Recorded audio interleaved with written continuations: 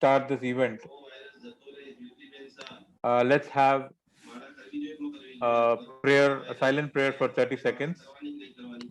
I'll request everyone to have a silent prayer for 30 seconds.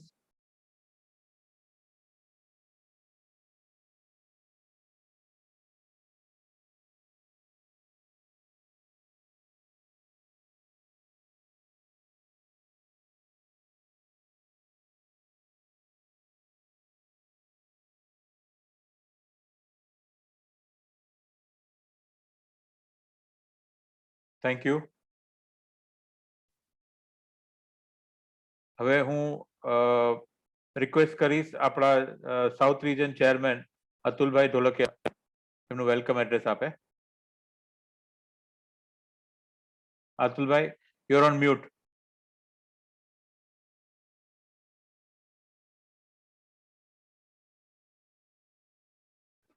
અમીશભાઈ તમે unmute કરી શકશો એમને. અમીશભાઈ તમે એમને અનમ્યુટ કરી લો. Wait, I'll do it. Atulbhai. Hello. હા. સંભળાય છે બધાને? Yes yes. સારા પ્રોગ્રામમાં વેલકમ બધાને. આપણે પ્રોગ્રામ કન્ટિન્યુ કરો આગળ.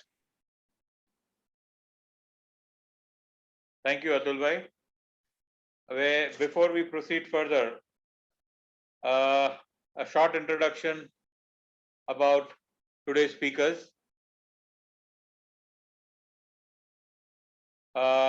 First, we have a qualified chartered accountant from the 1992 batch who has worked with various large multinational and national companies. A person with a 30-year work experience in finance, financial risk management, administration, procurement, and various other fields. He's now on his own and in consultancy services, providing professional support to various clients in India and across the globe. He's our first speaker for today, Shri Anup Jain. Welcome, Anup ji. Namaste, dhanyawad Samir ji. We have a Montessori and the Hindi teacher setting the foundation right for children today. She also excels in story narration as a learning for the children. She's been training children of the age group 11 to 18 and also works very closely with various social service groups and organizations to encourage something like giving back to the society. Last but not the least, she's an active member of the Jain community and has been the president of Jain Social Group Bengaluru East, and now has escalated to vice chairperson of Jain Social Group International Federation South Region. I welcome Srimati Ritu Jain. Welcome, Ritu ji. Thank you, Samir bhai. Thank you very much. Over to you, Ritu ji and Anup ji. सभी को बहुत बहुत सादर जय Jinendra. And Samir bhai, thank you very much for such kind words. Pleasure. And I hope आप लोग सब अपने safe and sound है अपने अपने घर पर, और अपने स्पिरिट्स हाई रखिए. समय थोड़ा ऐसा है जबकि फिजिकली फिट होने के साथ साथ मेंटली फिट होना and keep your spirits in high is very very important.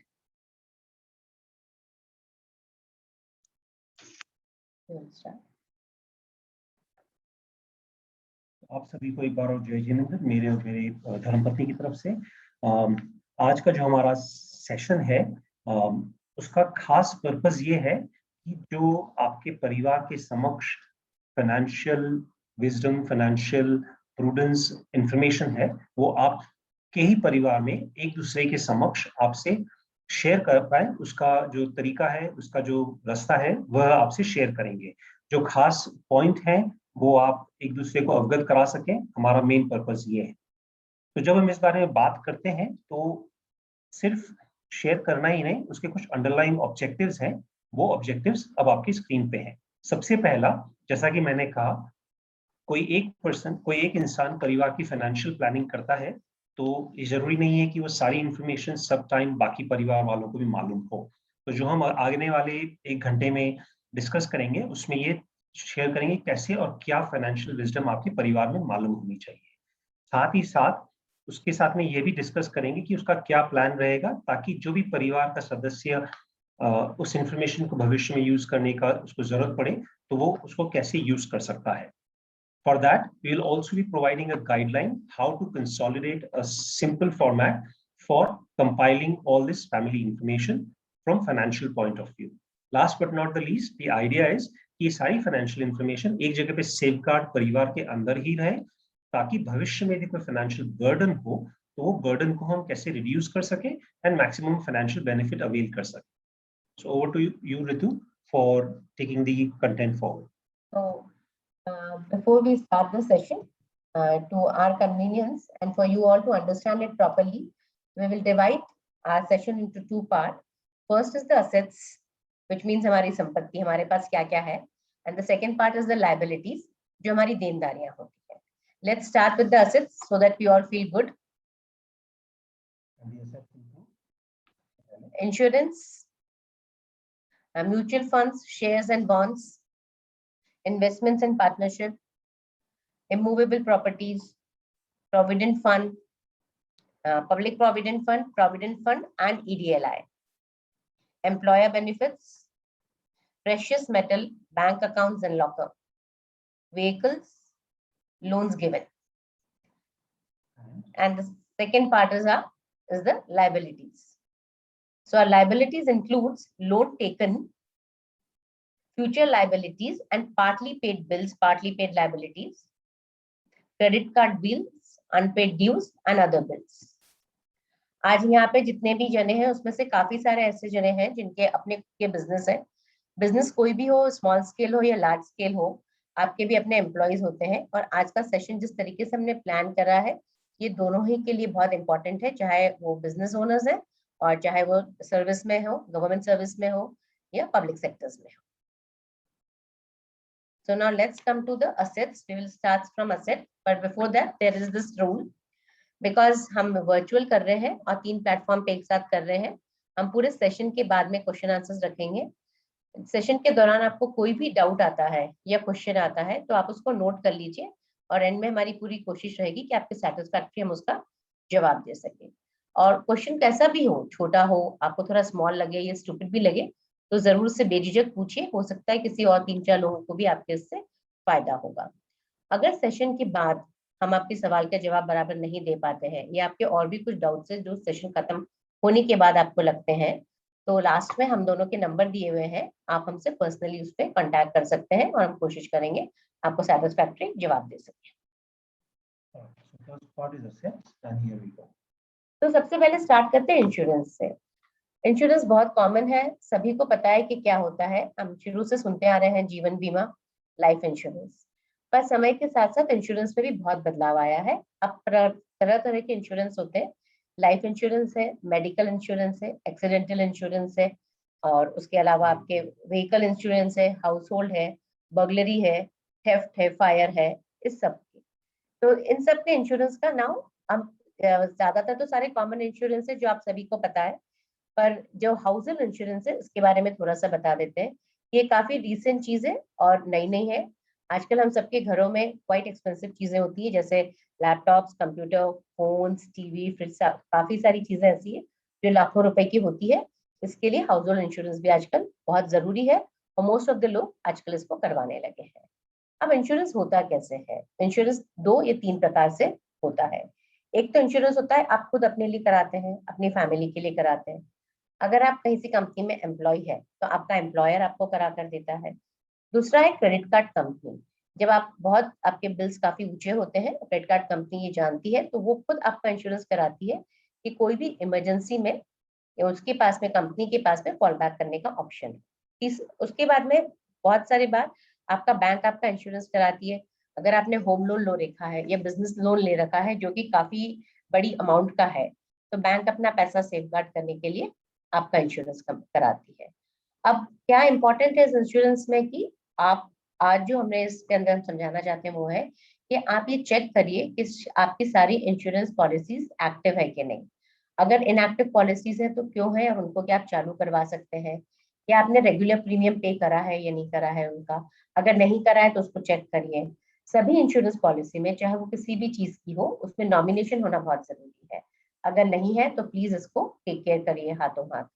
अगर आपने प्रीमियम लास्ट प्रीमियम जो भी पे करा है अपना इंश्योरेंस का, आजकल हम ज्यादातर सब कुछ ऑनलाइन करते हैं, हमारी इंश्योरेंस भी ऑनलाइन ही रहती है, सॉफ्ट कॉपी में, रिसीट भी सॉफ्ट कॉपी में रहती है, पर आपको हम सजेस्ट करेंगे कि टाइम को देखते हुए ये सब चीजें हैंडी रखिए, सब चीजों का प्रिंट आउट निकालिए और एक फाइल बनाते जाइए जो कि किसी भी समय आपके लिए इजी हो टू एक्सेस करने के लिए, जो आपके बच्चे, आपका स्पाउस भी एक्सेस कर सके।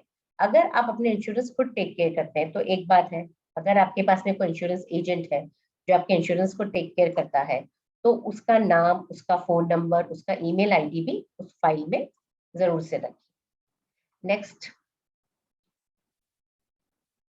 जैसे कि इंश्योरेंस एक इन्वेस्टमेंट ऑप्शन हम समझते हैं, वैसे ही कई परिवार वाले mutual funds, equity shares investment या पार्टनरशिप में जो अलग अलग इन्वेस्टमेंट करते हैं, वो भी एक असेट क्लास होता है।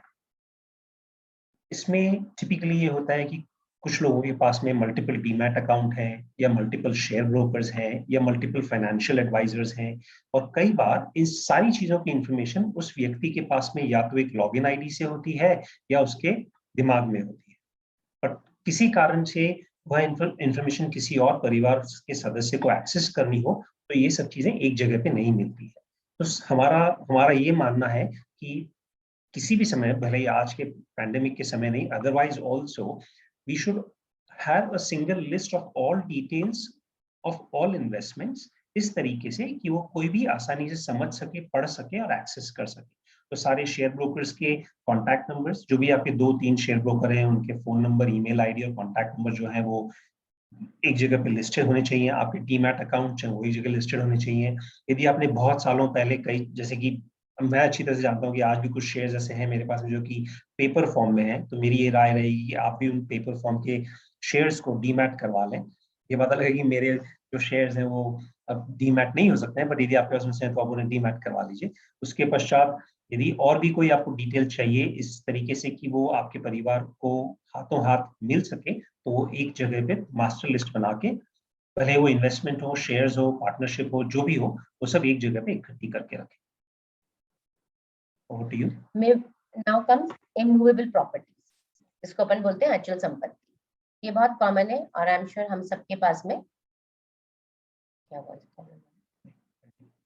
हम सभी के पास में इमूवेबल प्रॉपर्टीज काफी सारी होती है। हर किसी के नाम लेकर के घर से दुकान जाता है, 20 वर्ष चाले એટલું ધન એક જ દિવસમાં લઈને આવે। I think there's some background voice. Amish ji, are we audible? Yeah, you're audible. Great. Okay. So now let's come to the immovable property. Immovable property में क्या आता है? हमारा घर है, फ्लैट्स है, फार्म हाउस है, हमारी ऑफिसेज है, दुकान है, बिजनेस एस्टैब्लिशमेंट है, ये सब इमूवेबल प्रॉपर्टीज में आता है। अब इसके अंदर ध्यान रखने वाली चीज ये है कि अगर आपकी कोई भी प्रॉपर्टी पे एग्जिस्टिंग लोन चल रहा है, तो वो लोन आपने कौन से बैंक से लिया हुआ है, कितना लोन आपका पेड है, उस लोन की क्या ईएमआई जाती है हर महीने, इन सबका आपके पास में रिटर्न हार्ड कॉपी में होना चाहिए, रिटर्न इन्फॉर्मेशन होनी चाहिए। सेकेंड, अगर आपने कोई प्रॉपर्टी ऐसी ले रखी है जिसका आपने पार्टली पेमेंट कर रखा है और बाकी आपको आने वाले समय में पेमेंट करनी है, तो उसका भी आपके पास में एक रिकॉर्ड होना चाहिए, जिससे कि आपके स्पाउस को पता है कि क्या लायबिलिटी आने वाले समय में है। अगर आपके पास कोई प्रॉपर्टीज है जो आपने रेंट पे दे रखी है, चाहे दुकान है, फ्लैट है या आपका बंगला है, तो उसकी रेंट की जो एग्रीमेंट कॉपी होती है हमारी और रेंट की जो रिसीट हम होती है, उस सबको प्रिंट आउट करके हार्ड कॉपी में रखिए। आपकी सब प्रॉपर्टीज आपने किससे खरीदी है, कौन से साल में खरीदी, अगर आपने उसको बेची है, तो वो सारी डिटेल्स को जहां तक हो सके, जितनी डिटेल्स भी आप निकाल सकते हैं आज के समय में, उसको निकालिए और उसको सबको रिटर्न फॉर्मेट में रखिए। आपकी सारी प्रॉपर्टीज पे आप जो भी प्रॉपर्टी टैक्स पे करते हैं, उन सबकी भी लास्ट टैक्स रिसीट को भी प्रिंट आउट निकाल के हार्ड कॉपी में रखिए। Next one is Public Provident Fund and National Pension Scheme. अक्सर मैंने देखा है कि काफी लोग जो है वो पब्लिक प्रोविडेंट फंड और प्रोविडेंट फंड में कंफ्यूज्ड होते हैं। I am not talking about जो लोग एम्प्लॉइज होते हैं, बट जिन लोगों को डायरेक्टली इनसे डेली डील नहीं करना पड़ता, उनके लिए कई बार ये दोनों एक ही चीजें होती हैं। So it is more important for all of us to share with the people who don't know the difference. The PPF account is a different form of savings money. Provident fund is typically linked to a employee account where the employer deducts the money and आपके PF account में वो जमा कराता है। Similarly NPS जो कि पिछले कुछ सालों पहले इंट्रोड्यूस हुई है, इसमें हम हर साल इन्वेस्टमेंट करते हैं, ये एक अलग फॉर्म ऑफ इन्वेस्टमेंट है। तो इन सब चीजों के बारे में एक बेसिक जानकारी, जैसे कि पीपीएफ अकाउंट नंबर कौन से बैंक में है, किस साल में शुरू हुआ है, उसमें कितनी रकम जमा है, हर साल उसका इंटरेस्ट क्रेडिट हुआ है नहीं हुआ है। लाइकवाइज आपका पीएफ अकाउंट जो है आपके एम्प्लॉयर से, उसके अकाउंट नंबर, जो यूएएन नंबर होता है, unique identification, unique account number, वो डिटेल इत्यादि। वैसे ही एनपीएस का जो डिटेल है वह सभी एक जगह पे इकट्ठी करके रखनी चाहिए हमें। The idea is when somebody needs to access it, they should be able to access it. Important part is, यदि किसी का पीएफ अकाउंट पुराने एम्प्लॉयर से हो और यदि उसने वो ट्रांसफर करा के अपने करंट एम्प्लॉयर में नहीं जुड़वाया हो, मतलब पुराना पीएफ अकाउंट का पैसा पुरानी जगह ही पड़ा हुआ हो, तो ये स्ट्रॉन्ग रिकमेंडेशन है कि वो वहां से ट्रांसफर करा के करंट पीएफ अकाउंट में ले ले। यदि कोई भी पीएफ अकाउंट में 3 साल से ज्यादा कंट्रीब्यूशन नहीं हुआ हो, या पब्लिक प्रोविडेंट फंड में 1 साल से ज्यादा कंट्रीब्यूशन नहीं हुआ हो, तो कृपया करके उनको रीएक्टिवेट करवाएं या एक बार अकाउंट का स्टेटस चेक कर लें।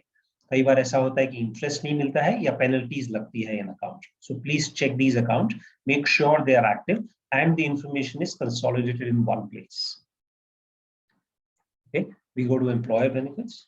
Now, what is the employer benefits? Generally, spouse के अगर फीमेल जैसे जो वाइफ होती है, फीमेल स्पाउस, जनरली हमको पता होता है सबको कि हमारे हस्बैंड कहाँ पे काम करते हैं, उनकी ऑफिस क्या है, डेजिग्नेशन क्या है, ऑफिस का एड्रेस क्या है, पर बेनिफिट्स क्या क्या है। As a employer, as a employee, हमारे हस्बैंड को या हमारे पार्टनर को क्या क्या बेनिफिट्स मिलते हैं। बेनिफिट्स में बहुत सारी चीजें आती है, जैसे मेडिकल इंश्योरेंस है, ईसॉप्स है, ग्रेजुएटी है, सुपर एनुएशन है, इंश्योरेंस, टर्म लाइफ इंश्योरेंस है, ट्रैवल इंश्योरेंस है, एक्सीडेंटल इंश्योरेंस है। तो ये बहुत जरूरी है कि आज इस सेशन के बाद में अपने स्पाउस के साथ बैठे और उसे अपना पूरी डिटेल बताएं कि आपके क्या क्या बेनिफिट्स है, आपका एम्प्लॉयर आईडी क्या है, आपको किस किस तरह के इंश्योरेंस कवर आपका एम्प्लॉयर देने वाला है या उसने कमिट करा हुआ है आपको देने के लिए। आपकी सैलरी की जो लास्ट पे स्लिप है उसकी जरूर से प्रिंट आउट निकाल के अपनी फाइल में लगाइए।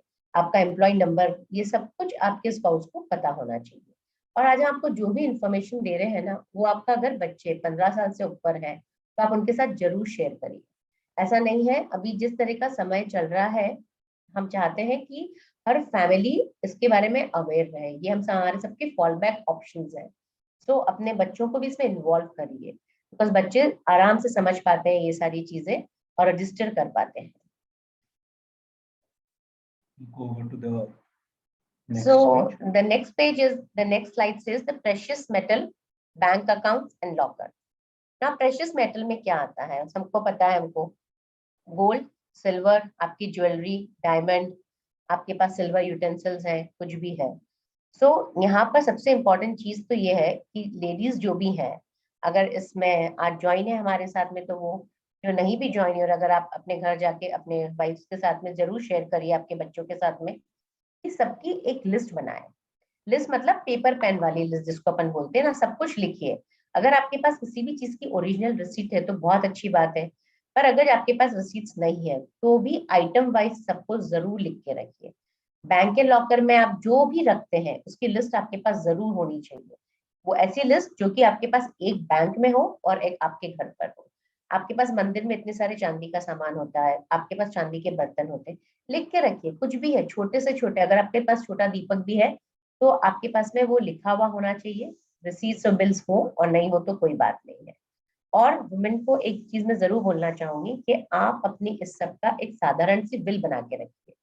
गूगल पे बिल का फॉर्मेट मिलता है जो कि बहुत सिंपल है, उसको प्रिंट कीजिए और उसको बना के रखिए। जरूरत पड़ने पे ये बहुत हैंडी होता है और काफी काम में भी आता है। और ये बिल कुछ ऐसा नहीं है जिसको आप बदल नहीं सकते हैं। आपको 2-3-6 महीने बाद लगता है आपको बदलनी है, आप इसको फाड़ के फेंक दीजिए, वापस दोबारा बना लीजिए। पर इस समय जो ये समय चल रहा है, इसको देखते हुए बिल बना के रखना बहुत जरूरी है। उसके बाद जाते हैं बैंक अकाउंट्स पे। अब बैंक अकाउंट्स हमारे पास तरह तरह के होते हैं। सेविंग अकाउंट है, करंट अकाउंट है, होम लोन सेवर्स अकाउंट है, और पोस्ट ऑफिस में MIS अकाउंट है हमारे पास में, सैलरी अकाउंट है। तो इन सबको अपडेट रखिए। आपके स्पाउस को सबके लॉगिन ID पता होना चाहिए, पासवर्ड पता होना चाहिए, किस किस बैंक में आपके अकाउंट्स है। अगर आपके कुछ ऐसे अकाउंट्स है जो कि डेड हो गए हैं, उनमें पैसा न है, तो उसको KYC करवाइए और उसको मेक श्योर करिए कि सब अप टू डेट हो और आपके पास सब कुछ हार्ड कॉपी में लिखा हुआ। या लॉकर्स नाउ। सो लॉकर्स, जनरली लॉकर्स में एक ही चीज है कि दो चीजें जो आप मेक श्योर करिए, एक तो कि आपके लॉकर का रेंट बराबर जा रहा है, जैसे कि आपका लॉकर एक्टिव है। दूसरा, आपके लॉकर में नॉमिनेशन होना जरूरी है, बहुत ज्यादा जरूरी कि सारे बैंक अकाउंट, लॉकर सब में आपके इसमें नॉमिनी हो। या then comes the vehicles and loan given. Now vehicles में क्या होता है, व्हीकल्स में भी ये होता है कि या तो व्हीकल आपने खुद ने खरीदा होता है, या बहुत सारी कंपनी से आपको व्हीकल मिलता है। अगर आपने खुद ने भी खरीदा है तो डाउन पेमेंट से खरीदा है तब तो कोई बात ही नहीं है। अगर आपने बैंक लोन ले रखा है और उसकी ईएमआई जारी है, तो आपके स्पाउस को पता होना चाहिए किस बैंक से ले रखा है, हर महीने कितनी इसकी ईएमआई जाती है, कब ड्यूरेशन इसकी खत्म होने वाली है। अगर कंपनी से आपने कंपनी का व्हीकल है तो क्या वो कंपनी को वापस चला जाएगा, क्या आप उसको बाय कर सकते हैं, क्या उसका ईएमआई आपकी सैलरी अकाउंट से अभी तक कट रही है। और जब आपके व्हीकल का लोन खत्म हो जाता है तो उसको याद रख के हाइपोथिकेटेड कराइए। उसका एक बहुत छोटा ड्यूरेशन होता है, जब आपको आरटीओ में जाके वो कराना होता है और एनओसी लेनी होती है। इसके बाद में एक टॉपिक है जो कि हर घर में होता है, ये एक ऐसी चीज है which is inevitable, loans given. अब लोन्स गिवन में क्या होता है कि बहुत बार ये ऐसा टॉपिक है कि हम आपस में घर में डिस्कस नहीं करते हैं। जेंट्स लोग अपने फ्रेंड्स को दे देते हैं, फैमिली को दे देते हैं कि क्या है, छोटा सा अमाउंट है, अभी आ जाएगा, कोई टेंशन की बात नहीं है। लेडीज भी करती हैं, अपनी फैमिली को दे देती हैं, फ्रेंड्स को दे देती हैं, और नहीं तो बाई ड्राइवर तो मेड्स तो चलता ही रहता है, जिनका परमानेंट अकाउंट चलता रहता है। और आज के समय में तो 20-25-50 हज़ार रुपए का लोन तो हम दे ही देते हैं, उनकी शादी होती है, पढ़ाई होती है, मेडिकल इमरजेंसी होती है। और ये एक ऐसा टॉपिक है हम बहुत कम डिस्कस करते हैं घर में। तो आज प्लीज इस सेशन के बाद में एक दूसरे को बताइए कि आपने किस किस को क्या क्या तरीके के लोन दे रखे हैं, कब आने वाले हैं, कितना आ चुका है। दूसरा, आजकल एक नई तरह की इन्वेस्टमेंट है जो पिछले कुछ सालों से हम लोग रेगुलरली करने लगे हैं, वो है स्टार्टअप इन्वेस्टमेंट। स्मॉल कंपनीज में हम स्मॉल अमाउंट भी उसके अंदर डाल देते हैं बहुत बार। अब इसका अगर ढंग से आपने पेपर वर्क नहीं करा हुआ है या कहीं पे लीगल नहीं है ये, तो प्लीज जो भी आपको जितना नॉलेज है या जो भी पेपर वर्क या आपने मेल एक्सचेंज करी उस स्टार्टअप के साथ या स्मॉल कंपनी के साथ, तो उन सबको प्रिंट आउट करिए और अपने स्पाउस के साथ में जरूर से शेयर करिए। ऑन सिमिलर पैटर्न उसी तरीके से हमने लायबिलिटीज जो है वो भी कवर करने की कोशिश करी है। और लायबिलिटीज जैसे कि आप जानते हैं कई प्रकार की होती हैं। सबसे बड़ा जनरली भले ही वो बिजनेस हो या you are in your individual capacity, one of the big liability that most of us carry is loans taken. The loans can be in various forms. It can be a loan for buying a home, it can be a loan for buying a vehicle, personal loan, बच्चों की पढ़ाई के लिए educational loan, आपके employer से loan, soft furnishing loan, या कभी हो सकता है क्रेडिट कार्ड का आपने ड्यू पे नहीं करा because of cash flow issue, तो ओवरड्राफ्ट, या फ्रेंड्स एंड फैमिली से लोन्स ले रखे हो, या पीएफ या पीपीएफ अकाउंट में जो बैलेंस है उसके अगेंस्ट शॉर्ट टर्म लोन ले रखा हो, वगैरह वगैरह. So there are multiple avenues of taking a loan and which could have been taken by you. Now the question here is, it is very important कि ये जो जिम्मेदारियां हैं परिवार के ऊपर, वो सिर्फ एक जने को मालूम हो कहीं पे भी जरूर नहीं है. Your spouse or whoever is the right person in your family, he should have a brief knowledge by way of proper listing of all these loans in a way which discloses the amount of loan, when taken, what is the EMI, what is the rate of interest, when is the last EMI payable, how much of loan, years of loan repayment are balanced, who's the relationship manager, वगैरह वगैरह वगैरह. The idea is that in case of any reason to repay a loan in your absence, it is easy for the person who is handling it to close it more efficiently and effectively. सबसे ज्यादा जरूरी है while you are listing down all the loans, उसमें क्या आपका asset है, mortgaged है या hypothecated है. जैसे कि आपने गाड़ी पे लोन लिया तो your vehicle will be hypothecated to bank. आपने घर पे लोन लिया तो your house के papers will be sitting with the bank and will be mortgaged with them. Like that, make sure all the information is captured properly. And last but not the least, track and clear all defaults in loan repayments so that the loan sharks, as I always call them, are not sitting ready there to take their chance at any opportunity available to them. Apart from that, जो भी आपके tax, interest payments exact हैं, वो सब भी आप, apart from tax, interest is the biggest, absorber of your money. So try and repay them on time. This is just a bit of a 2 cents worth of it from our side. In terms of going to the next liability, अक्सर ऐसा होता है कि एक liability जो हम commit कर रहे हैं वो 100% ऑन डे वन नहीं पे ऑफ हो पाती है. So there are future responsibilities और ऑब्लिगेशंस ऑन सच लाइबिलिटीज. जैसे कि हमने कोई इंश्योरेंस पॉलिसी ली है तो उसका कई सालों तक प्रीमियम देना पड़ता है, या हमने कोई लीगल केस है या कोई लीगल डिस्प्यूट है, उस पर भविष्य में लाइबिलिटीज आ सकती है, या हमने कोई सिस्टमेटिक इन्वेस्टमेंट प्लान है या रिकरेंट डिपॉजिट है या कोई चिट फंड है, तो उसके लिए भी भविष्य के महीनों में आने वाली कैश लायबिलिटी हो सकती है. It can also relate to any of your short term liabilities for purchase of various goods like furniture or household or electronic items where you have taken a short term EMI scheme of 3 months, 6 months, 9 months and so on and so forth.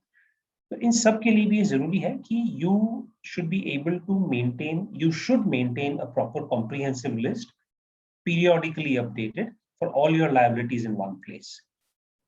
Coming to the next part, आपके credit cards, and invariably a lot of people have multiple credit cards, and nobody can keep a track on a general common sense कि उसने कौन सी तारीख को कौन से credit card से कितना swipe किया. We end up using one card for one purpose, some other card for some other purpose. Likewise, you have certain cards where you would have opted for EMIs or there could be a delay in payment. इन सब चीजों के लिए जरूरी है कि you have a proper list of these credit cards. So whether if suppose a wallet is lost, you would not know what credit cards have gotten lost. So a list that I'm suggesting that we should have of such credit cards will help you in future to manage your lost credit cards, or in case somebody else has to manage your credit cards for any reason, then that person will be able to easily access the credit cards by way of a proper listing. Similarly, any unfinished transaction of material value that you have, say for example, purchase of white goods as I told on the previous page, or any past loans that you have taken are still partly unpaid, वो सब भी you should consider keeping them listed and handy so that if there is a liability in your absence, somebody can deal with them very accurately and efficiently. Considering this, all these that we have discussed over all these pages, we would like to highlight that most of the discussion could be associated with people who are self-employed or are in a job, but same things replicate for people who also run their business. If I'm a sole proprietor today, and if I don't share the key information either with my right hand at workplace or with my spouse at home, or somebody capable to understand my facts of business in family, there will always be a vacuum in case of my not being able to attend to them. So the idea is a person who's self-employed or is a business owner should also prepare a prudent amount of information in a very comprehensive way and be able to share that with either a member of the family or a person who's trustworthy at the workplace. अभी जो भी पूरा आपसे सबसे share किया उसका पूरा idea ये है कि जो एक इंसान के ज्यादातर इंफॉर्मेशन जो दिमाग में है, जो उसके मस्तिष्क में है, जो उसकी मेमोरी में है, it may not serve justice to a person who has to, in his absence, manage that part of asset or liability. So while we have this, the important part is what we have. And so now we will be ending it here with this must-do list. इस must-do list में सबसे important है कि सारा कुछ हमने जो भी discuss करी आपकी आज assets, चाहे वो insurance है, property है, metal है और PPA सारे जो भी PF, PPF है, सबको आप इनके प्रिंट आउट निकाल के रखिए. देखिए थोड़े समय पहले, आज से साल भर पहले हम लोग सब गो ग्रीन करने लगे थे. हम कोई भी चीज का प्रिंट आउट नहीं निकालते थे, सबको सॉफ्ट कॉपी में रखते थे. यहाँ तक कि हमारी व्हीकल इंश्योरेंस, हमारा लाइफ ड्राइविंग लाइसेंस, सब कुछ हम सॉफ्ट कॉपी में रखते थे कि जहाँ जरूरत पड़ेगी हम ओपन करेंगे और दिखा देंगे. बट समय को देखते हुए अभी बेस्ट है कि हम सब थोड़ा इसका प्रिंट आउट निकाल के और इसको एक सेफ जगह पे आप रख सकते हैं. वो जगह आप अपने बच्चों से शेयर करिए, अपनी वाइफ को शेयर करिए. एक प्रॉपर ड्रॉर फाइल बना लीजिए जहाँ के आपके सारे ये सब डॉक्यूमेंट हैं और उसके अंदर अपने लॉगिन आईडी और पासवर्ड जरूर लिख लीजिए. हम पहले सेफ्टी के लिए ये सब कुछ अपने लैपटॉप में रखते थे, पर अभी कई बार ऐसा हो चुका है, लोगों के साथ ऐसा हो जाता है इन परिस्थितियों में कि लैपटॉप लॉक हो जाता है, फोन लॉक हो जाता है, मिलता नहीं है, तो आप बहुत परेशान होते हैं और इससे आपकी डिले होती है, प्रोसेस में परेशानी भी फेस करनी पड़ती है. तो उसकी भी एक मास्टर लिस्ट बनाकर अपनी फाइल में डाल दीजिए. नाउ प्रॉपर्टी के लिए और प्रेशियस मेटल के लिए जरूर से अपनी विल बना लीजिए.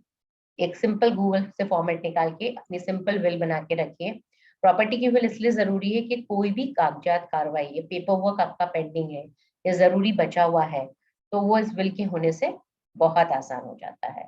और प्रेशियस मेटल का विल इसलिए बना के रखिए कि उससे म्यूचुअल अंडरस्टैंडिंग रहेगी, घर में पीस रहेगा, अननेसेसरीली बर्डन और परेशानी नहीं आएगी। फैमिली में कम्युनिकेट करिए, जैसा हम बार बार बोल रहे हैं कि आज सेशन के बाद में अपनी फैमिली के साथ बैठिए। अगर आपके बच्चे 14, 15, 16 साल से ऊपर के हैं, उनके सारे साथ शेयर करिए, उनको बताइए। न्यूक्लियर फैमिलीज के लिए हमारी तरफ से सजेशन होगा कि आपके कोई भी अगर क्लोज फैमिली या फैमिली फ्रेंड्स जो आपके आसपास में ही रहते हैं, तो उन्हें बता दीजिए कि भाई ये मेरी मेडिकल इंश्योरेंस है, ये सब कुछ है, मैंने यहाँ पर रखी है, अगर जरूरत पड़ेगी तो तुम इससे मुझे हेल्प कर सकते हो। अपने ब्रदर सिस्टर किसी के साथ भी शेयर करिए। आपने जो विल बनाई है उसके बारे में भी अपने ब्रदर सिस्टर्स को बताइए और बता दीजिए कि मैंने सब कुछ लिख दिया है और ये यहाँ पर है, क्योंकि जिनके बच्चे माइनर हैं वो थोड़ी ज्यादा प्रॉब्लम फेस कर सकते हैं अगर उनका पेपर वर्क सही तरीके से मैनेज नहीं है। एंड एज बार बार हम कह रहे हैं कि communication is must to avail the benefit of your own assets. इसके बाद में I will just go to Sameer ji for any question answers if it's there.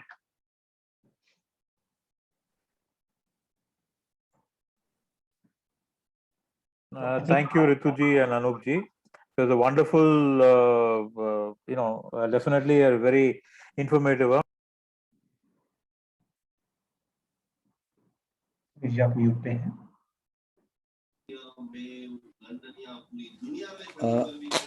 Samir, I think we can request anybody who is having any doubts, you can please go ahead and put it in the chat box, and we will, Samir is there as the moderator, he will make sure that your questions are put forward to the speakers and they will answer you.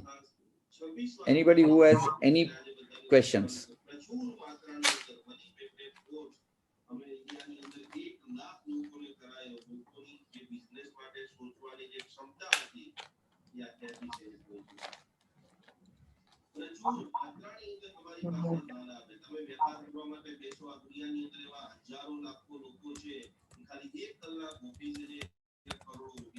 Photo जो हमारी है इसके बाद मैंने वहाँ चल रही थी, स्लाइड को स्टार्ट नहीं कर रही थी, ये फोटो हमारे ऊपर करना है। आज हमारी स्लाइड सारी अटक रही थी ना, फटाफट slide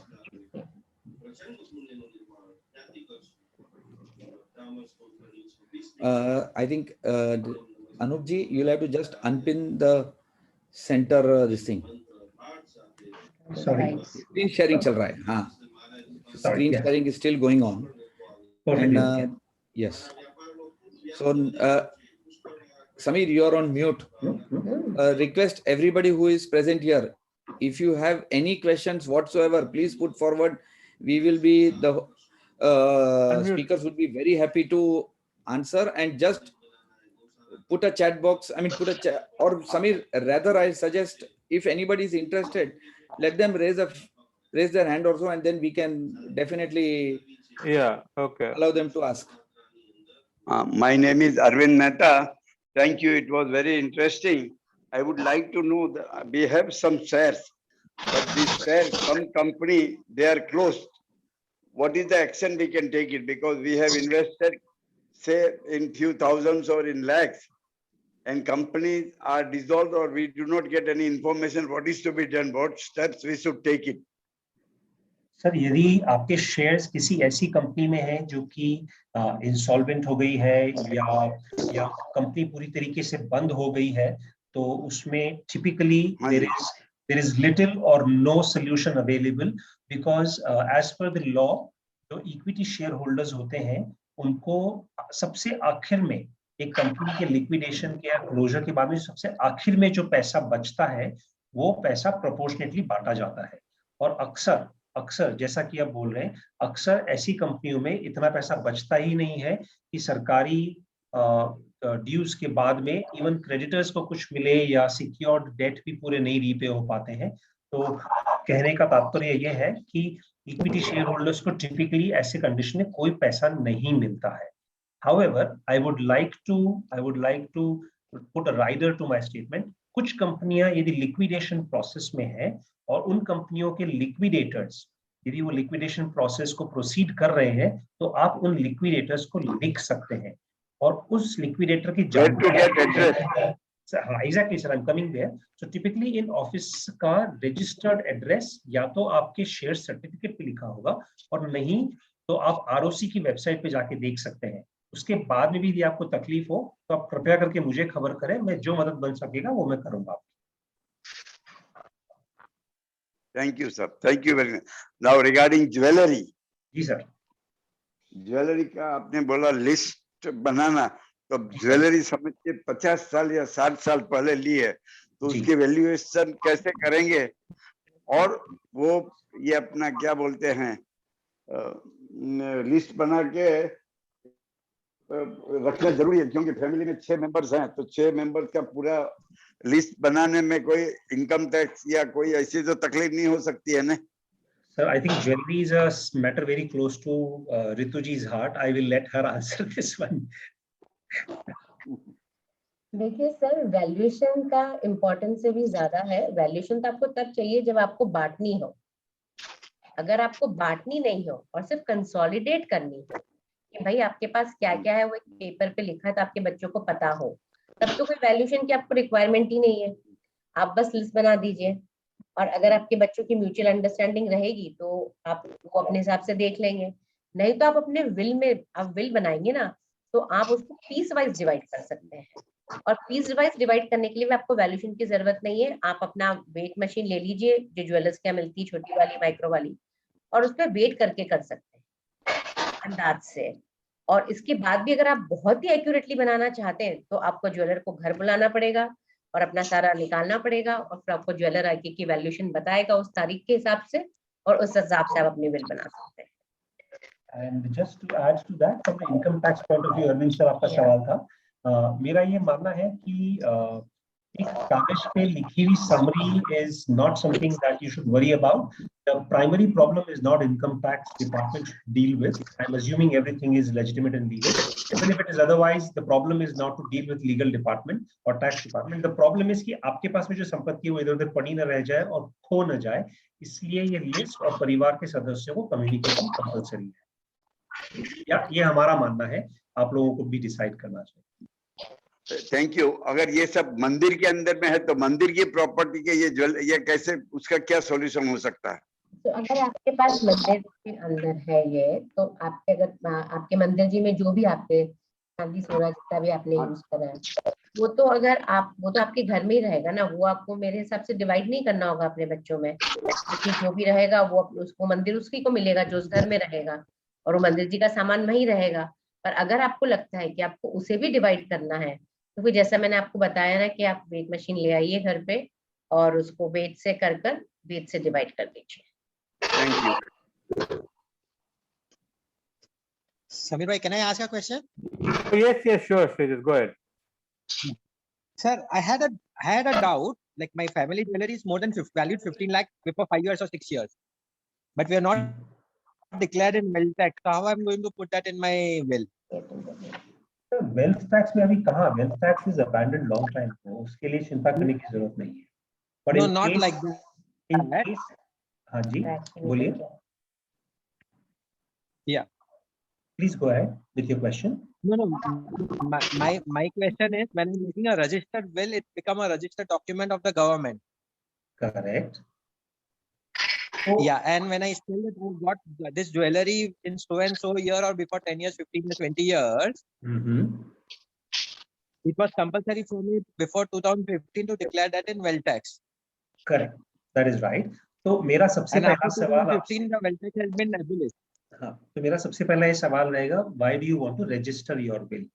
It is itself a new bunch of problems. ये आप एक सिंपल विल बना के आपके परिवार, भाई आप, आपकी धर्मपत्नी, आपके बच्चे, आप चारों के बीच में if there is a will that is very well understood, उसकी रजिस्ट्री कराने की जरूरत ही नहीं। सबसे पहला सवाल ये सबसे पहला अंडरस्टैंडिंग मेरी तरफ से ये। दूसरा ये कि in terms of declaration of income tax department या जो भी है, there can be always heirloom which has come from your parents, your grandparents. It can take form, it can form part of that. On top of it, मेरी ये राय रहेगी, this is typically a financial planning solution issue. आप और मैं ये separately बात कर सकते हैं आपकी सुविधा के लिए। और अलग से, और जहां तक कि इंफॉर्मेशन कलेक्ट करके हैंडी रखना है, उसका सोल्यूशन ये है, you should have a list and it should be a part of the will, so that it is easy to manage in case it is required to be managed. Yeah, just a non-registered will stand in a court of law.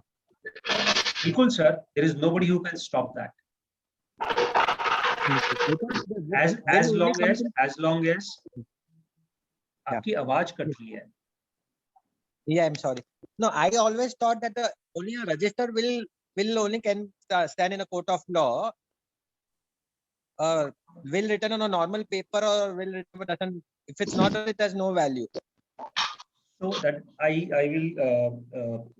will reserve my views on that, but I would disagree also with that in terms of the fact that मान लीजिए आपकी will में आप, आपकी धर्मपत्नी, आपके बच्चे या जो भी beneficiary हैं, if they have understood the will properly and if there are right kind of witnesses who are signing the will, and as long as that remains the last document of a person who's writing a will, in his absence, that will hold ground, whether it is registered or unregistered in the court of law. The purpose of having registered is only to save on disputes that can arise between beneficiaries. But हम आज dispute का resolution नहीं कर रहे हैं. हमारा आज का discussion इस पे focus कर रहा है कि यदि will की दरकार होती है किसी कारण से परिवार के सदस्यों को, तो वो एक document handy होना चाहिए.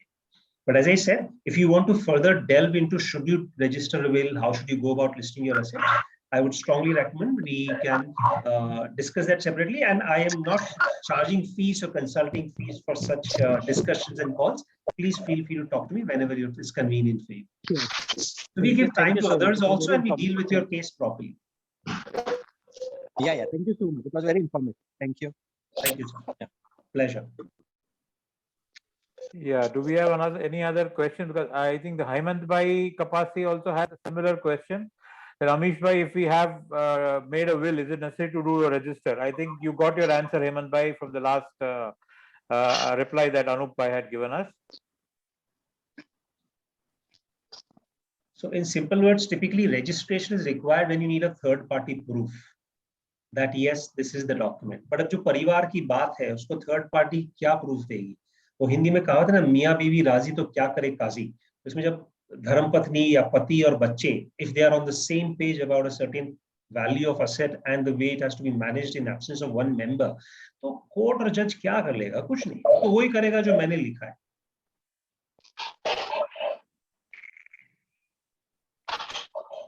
Right? I think we have some more points.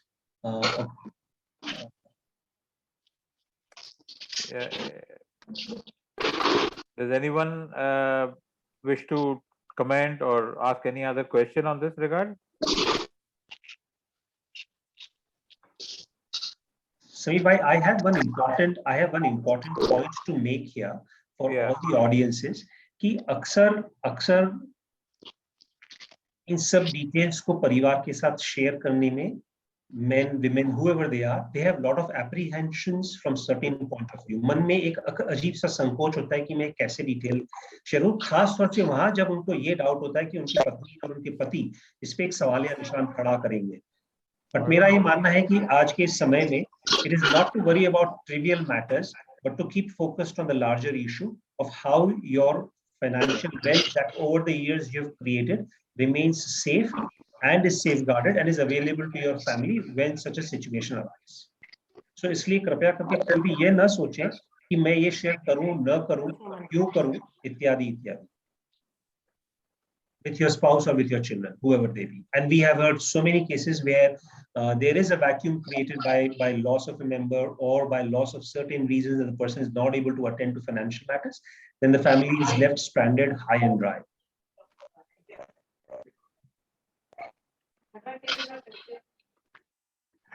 We have a question from one member. Any advantages or anything about HUF?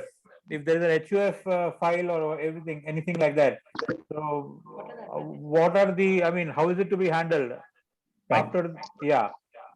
So, so the question. So HUF is basically an option of tax planning. That doesn't cover the scope. In the absence of the Karta.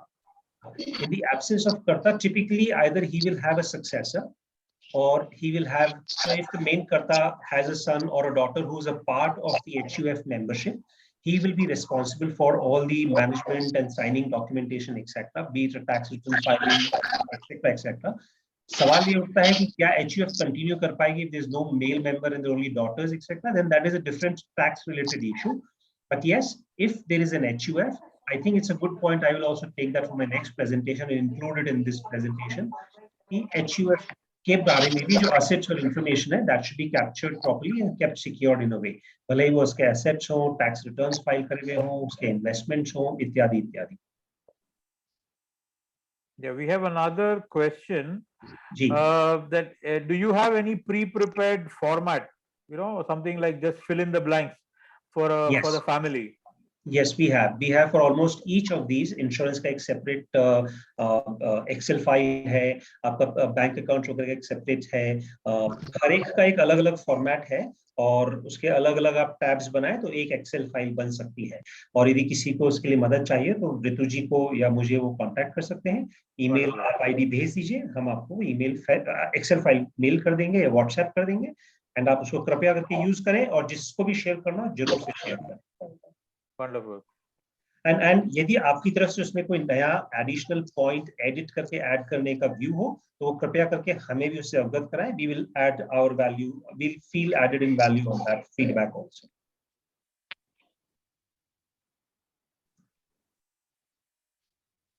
तो जिसे भी वो Excel file का format चाहिए कृपया करके आप विदुर जी को या मुझे लिख दीजिए and I will send you the format for sure. Yeah, perfect.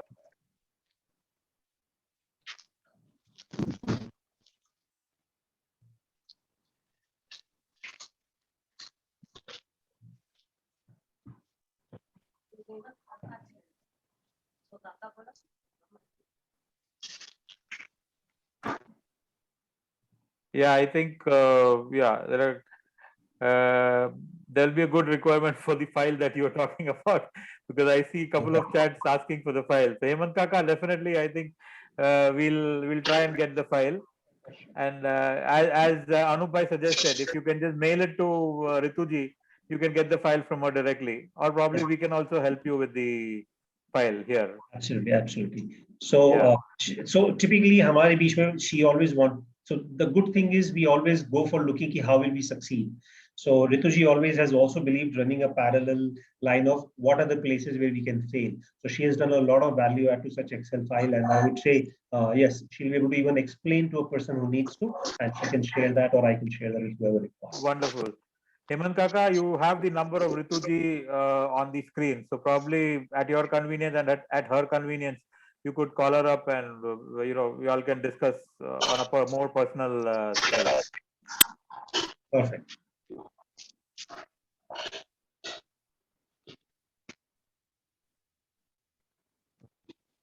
Yeah. Amish, do we have any other questions coming up?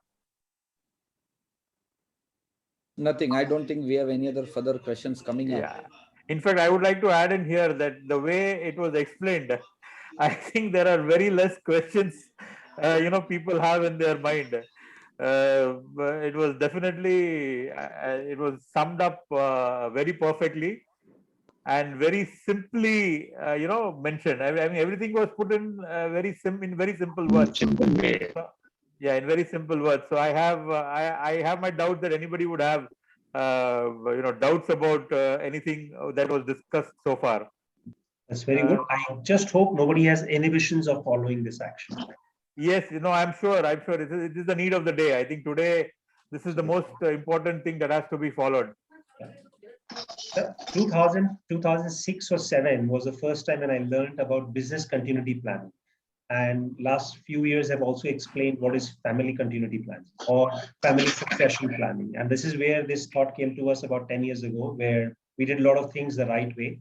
And we wish to continue doing that and would like to share the same with everyone. No, definitely the need of the hour today. Yes, sir.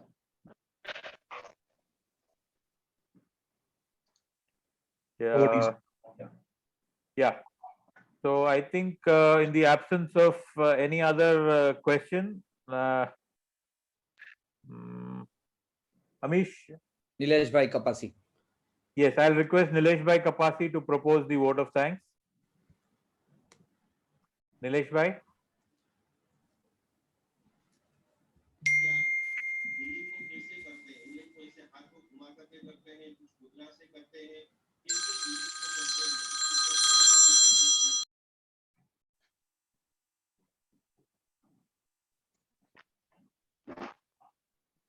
Nilesh Bhai, I sent you a request to unmute. Hello, can you get me? Yes, Nilesh Bhai, you're audible. Jai Jain, one and all present here. As a committee, we would like to thank respected President Sri Atul Bhai, Secretary Sri Samir Bhai, our Speaker of the Day Sri Anupam Ji, and Sri Ritu Jain for the wonderful information and program. Sri Anupam Ji and Sri Ritu Jain has enlightened us regarding financial planning, risk management, and career counseling with reference to current situation. We, the JSGI of South Region, Hello. 1 minute, Surendra Bhai. Before you, Surendra Bhai, just a second. No problem. Let Nilesh Bhai complete his talk. Yeah. We, the JSGI of South Region, would like to thank them, both of them, to forward us during their pandemic and sharing us their knowledge. Lastly, I would like to thank the President and all the member of the South Region for giving me this opportunity, for giving our vote of thanks. Thank you, Jai Janendra. Really informative. And Amish Bhai, really, thank you very much. Thank you, Jai Janendra. I think this is a good question. Back to Samir Bhai. Hello. Hello. Yeah, Samir Bhai. हाँ hello हाँ जी अच्छा HUF में PPF में investment नहीं कर सकते हैं, लेकिन HUF का जो मेंबर्स है उसमें पेमेंट का PPF में इन्वेस्ट कर सकते हैं ना, उसके मेंबर के नाम पे जी कर सकते हैं। HUF का PPF अकाउंट नहीं खुल सकता है, लेकिन HUF का हर मेंबर PPF अकाउंट खोल सकता है। अच्छा, और ये जरूरी है कि किसी भी व्यक्ति के 2 PPF अकाउंट नहीं हो सकते हैं, एक व्यक्ति का एक ही PPF अकाउंट हो सकता है। हाँ, माइनर सन का खोलने का तो खोल सकते हैं ना, माइनर का खोल सकते हैं, माइनर सन और डॉटर का खोल सकते हैं, लेकिन उसमें गार्डियन जो है वो उसके नाम पे खुलेगा, उसके हस्ताक्षर के तहत खुलेगा। नहीं, पेमेंट HUF से जाएगा, लेकिन माइनर के नाम का HUF रहेगा, सॉरी माइनर के नाम PPF अकाउंट रहेगा। संभव है। अच्छा, तो पीछे उसका जो गार्डियन है उसके नाम का भी PPF खोल सकते हैं और बच्चे का नाम भी दोनों खोल सकते हैं, दोनों में मिलेगा बेनिफिट 1,50,000 का। करेक्ट, और साल का लिमिट होता है 1,50,000 और दोनों को बेनिफिट मिलेगा। दोनों तो टोटल 3 लाख रुपए मिलेगा जी, दोनों को 3 लाख रुपए मिलेगा। नहीं, सिर्फ माइनर को 1.5 लाख मिलेगा और जो पेरेंट है उसको 1.5 लाख मिलेगा। हाँ, दोनों मिलेगा, उसके पिताजी को भी 1.5 लाख बेनिफिट मिलेगा और उसके बेटा है उसको भी 1.5 लाख रुपए मिलेगा, दोनों में मिलेगा। करेक्ट। अच्छा, बराबर है। अच्छा, ओके। अभी HUF के जो करता है हेलो जी, HUF का जो करता है वो गुजर जाते हैं, तो पीछे का जो HUF का प्रोविजन क्या है चलाने के लिए? तो जो भी कर्ता ने टिपिकली उनका सक्सेसर जो होता है, जो डिसाइड करा होता है, या जो सबसे बड़ा व्यक्ति उस पर HUF का होता है मेल मेंबर, वो कर्ता बन जाता है। उसके लिए जो भी नेसेसरी फाइलिंग होती है वो करनी पड़ती है। अच्छा, लेकिन हर एक बैंक का रूल्स अलग-अलग क्यों है? हर एक बैंक का HUF के कर्ता को कुछ हो गया तो नया कर्ता बनाने के लिए हर एक बैंक का रूल्स अलग-अलग क्यों है? एक ही फ्रेमवर्क क्यों नहीं है? सर, अब ये तो टिपिकली जो स्टेट बैंक ऑफ इंडिया है, जो नेशनलाइज्ड बैंक्स हैं या जो शेड्यूल्ड बैंक्स हैं, प्राइवेट बैंक्स हैं, उनके अलग अलग अपने रूल्स होते हैं और उनके लिए हमको बैंक को ही फॉलो करना पड़ता है। जहां तक कि कानून है, कानून तरीके पे आपके हिसाब से जो नेक्स्ट पर्सन होता है, senior most member, male member, वो कर्ता बनता है। That you can hold on to. Bank का जो प्रोसीजर है वो बैंक वाले ही आपको सही तरीके से प्रिस्क्राइब हाँ, पर उसके लिए आरबीआई का गाइडलाइन क्यों नहीं है? हर एक बैंक अलग अलग। मेरे एक दोस्त को बहुत प्रॉब्लम हुआ, 6 महीना तक उसका वो नहीं है, ये लाओ वो लाओ, सब्सक्रिप्शन सर्टिफिकेट लाओ, so many problems are there to जी close साहब, the आपकी बात सही है। तो आरबीआई का गाइडलाइन होना चाहिए ना कि this is the requirement. Sir आपकी बात सही है, आरबीआई जो है इन चीजों में नहीं घुसता है, it doesn't get into the procedural part of maintaining account, they only look at the policy matters of maintaining account. तो यदि ऐसा कोई प्रोसीजर है जहां पे कि एक कस्टमर और बैंक के बीच में कुछ हो रहा है, RBI will not interfere, they will only make sure there is a framework which the bank follows. ना उसके लिए कितने फॉर्म भरवाता है, कितने फोटो मांगता है, कितने तरह के केवाईसी मांगता है, वो सब बैंक लेवल पे होता है, और उसके बाद में बैंक के बाद में ब्रांच लेवल पे भी होता है। तो फिर भी आपको कोई तकलीफ हो रही हो तो आप मुझे कृपया करके या रितु जी को लिख दीजिए, हम जो भी मदद हो पाएगी इस बारे में कर पाए तो कर पाए। अच्छा, okay, thank you sir, thank you. जी sir.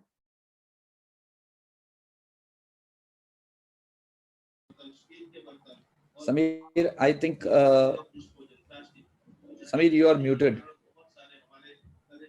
Yeah, that was a question we received after the vote of thanks, but still, No problem. thank you, Anupji, for answering the question. Yeah. Pleasure. So, Amish, Yes, I think Rituji and Anupji, thank you very much. It was really a pleasure. I was a Yeah. little bit hesitant, but then Rituji was so confident, ki you just give us a chance, and I think you proved more than you could. no, it was Thank you. worth it. It was definitely worth it. It was definitely a very good, informative session. And thank you, Rituji and Anupji, for this wonderful session. Yeah, एक minute में ले सकते हैं? हाँ जी, जरूर। Yes. First, I would like to thank Atul Bhai, the chairman of JSDF SRC, and Amish Bhai, thank you for giving us this opportunity. Samir Bhai, thanks a lot for moderating it and giving your precious time here. And मेरे को उम्मीद थी कि हम बहुत ज्यादा संघनी को इसको कवर करना चाह रही थी मैं। अगर आपको लगता है तो हम इसे एक बार फिर संघनी के लिए करेंगे, क्योंकि ये वुमेन टॉपिक था और मैंने बहुत सारे ग्रुप में बार बार लिखा था कि इसको JSD युवा और JSD संघनी तक पहुंचाओ, because they are the one who need to know it. See आज हमारे पास वो सब थे जिनने तो ऑलरेडी लायबिलिटी असेट्स बना दिए हैं आपके लिए, असेट्स बना दिए, सब कुछ तैयार है आपके लिए, पर इसका बेनिफिट कैसे लेना है और इसकी टेक केयर कैसे करनी है, वो तो आज थे ही नहीं हमारे सेशन में। तो I think this is what something is missing, this is my feeling personally. तो समीर भाई हम बाद में डिस्कस कर सकते हैं इसको कैसे फॉरवर्ड करने के लिए। I will very make well sure. agree. Yes. Very much agree. Very much agree. I think at least we have Nilesh Bhai Kapasi who can talk about Sangini Coimbatore. Madras men will definitely take part. We have. I think, Amish, we can have this session for the Sanginis and the Yuva forums all over. Definitely needed. Definitely needed. Because even the Yuva is something that will require this information. You know, they because should में make बहुत सारी information जो हमने आपको दी ना, employ benefits, PPF, ईस्टॉप, सीडीएलआई की, ये youth को पता होना चाहिए कि कैसे यूज करना है, और यूथ के अलावा उनकी वाइफ्स को पता होना चाहिए। बिकॉज मैं जिस सोशल लेवल पे काम कर रहे हैं, ग्राउंड लेवल पे हम रोज ही चैलेंजेस फेस कर रहे हैं जहाँ स्पाउस को कुछ भी नहीं पता है। So we have to, I think as a SRC we can do is a social initiative. हमारी तरफ से तो CSR ही है, हम दोनों की तरफ से पूरा। So we can do it on this ground. Amish ji, yes. हम एक मिनट का साइलेंट प्रेयर कर लेते हैं नीता जी के लिए, yes, जिससे कि हम सबकी एनर्जी उन तक जाए और उनको शांति, और definitely yes. है ना, such a sad news actually. It's Yes, definitely a very shocking. Yeah, I just messaged her today morning and she seems to be doing well by that time. Can we have a short prayer, please? A silent let's prayer. do 1 minute silent prayer and 1 minute short prayer. Just break it out. Yes.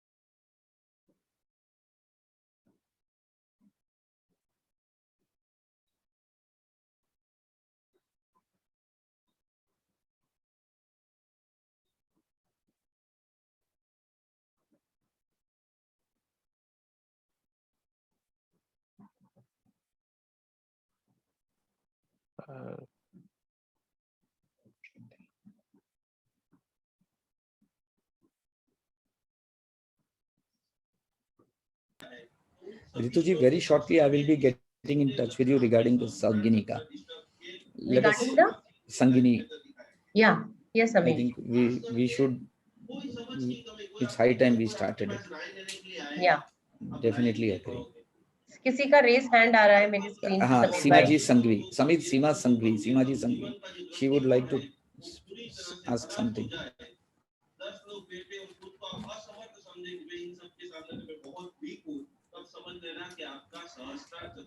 सीमा जी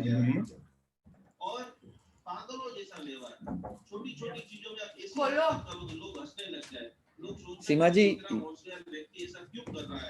शास्त्रों के अंदर नमस्कार महामंत्र कल्प के अंदर अलग अलग प्रकार की जो हमारे विद्या है उसके अंदर स्पष्ट रूप से बताया. you are registered under. Yes. सभी के साथ ये सारी घटना होती है. आप अनम्यूट कीजिए सीमा जी. ठीक करना चाहते हो तो आप क्या करोगे? उसके लिए हाँ सीमा जी, please ask. Ritu ji and Anup ji, your session was very informative. Actually, I am also a financial advisor past 20 years into this profession. But as you rightly told that Sangini, you should do this in Sangini and Yuva Forum. But I think in Gujarati community, especially, I feel that this session is more for men because they are not the ones who share everything with their spouses.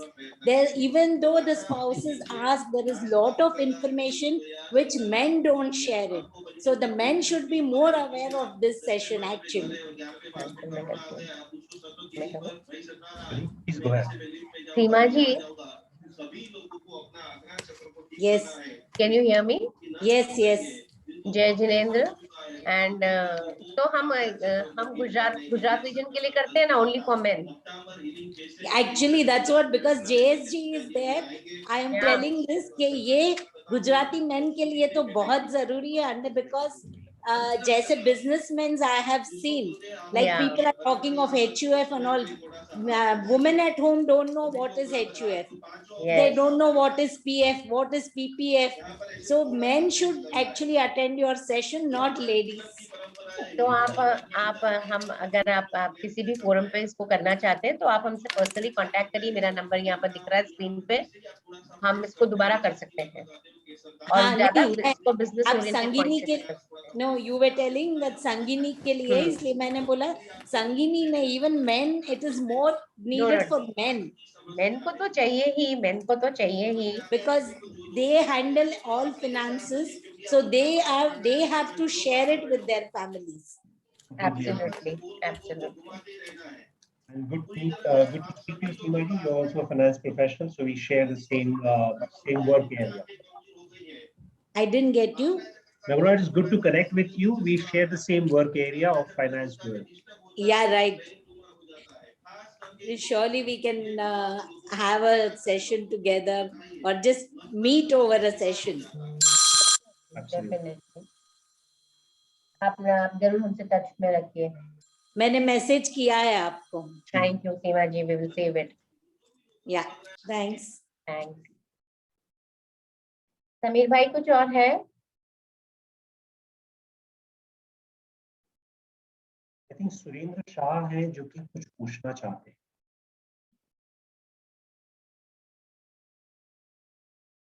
You unmute me here. Yeah. Just a moment. There is Surendra Bhai who would like to ask one more question. Yes. Hello. Yes, Surendra Bhai, you can. अच्छा, will में जो property, residential property का ये complete करने का है, तो जो आदमी गुजर जाता है उसके बाद विल के प्रोबेट लेना जरूरी है क्या मद्रास में? जी क्या पूछा आपने? विल का क्या करना जरूरी है? नहीं, विल में रेसिडेंशियल प्रॉपर्टी लिख के गए हैं कि ये प्रॉपर्टी है, इसको जाएगा. Okay, now to execute the will, executor has to obtain probate from the court or directly it will be done. Sir आपकी आवाज और सवाल समझ में नहीं आया. आपने बोला कि यदि जो शांत हो गए हैं उन्होंने यदि कोई प्रॉपर्टी विल में लिखी है तो उसके आगे क्या? हाँ, उसके आगे जो एग्जीक्यूटर है वो प्रॉपर्टी को उसके विल में लिखा है उसको देने का है. हाँ हाँ। अच्छा, उसको देने का है, तो ये जो प्रॉपर्टी उसको देने के लिए प्रोबेट लेना जरूरी है क्या मद्रास में? प्रोबेट, आपने प्रोबेट बोला ना? हाँ जी, हाँ जी सर।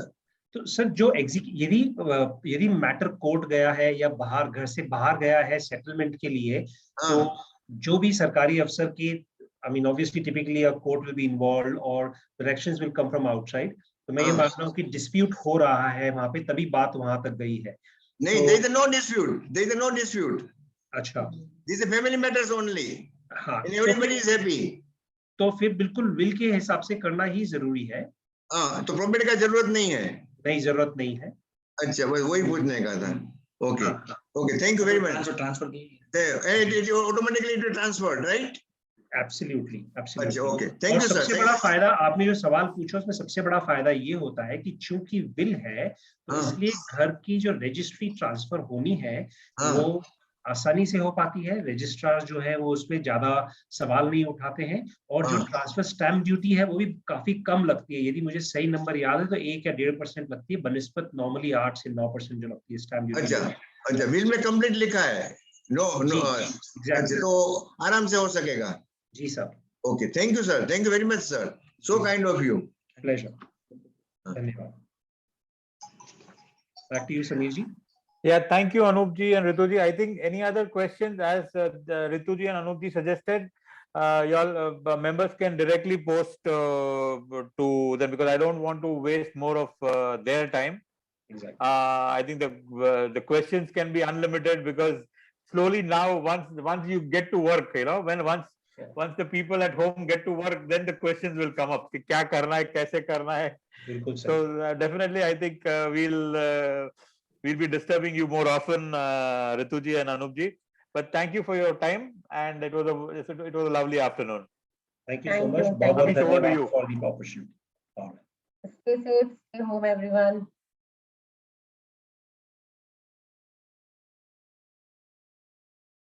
Amish?